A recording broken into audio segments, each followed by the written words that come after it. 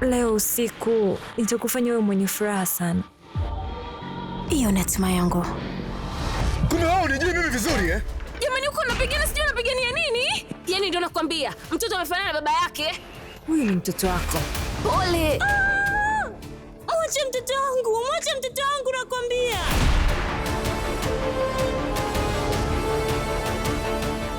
Nakumbuka kila kitu kilichofanyika ni kwa sababu yako. Sijui ukoje. Nikikukamata. Umekubali kwa haraka. Nimesubiria vitu vingi sana kwa muda mrefu, kwa hiyo kaa na usubiri. Kwa nini mama yangu anawapenda watu wengine kuliko mimi? Kwa nini mama anakupenda sana? Kuna watu zaidi yangu mimi. Angalia kwa makini chochote unachokifanya. Wewe ndio utajutia. Siongei sana, utakuja kunielewa baadaye. Mimi wala sitaongea sana, lakini mwisho wetu ndio utaongea kila kitu.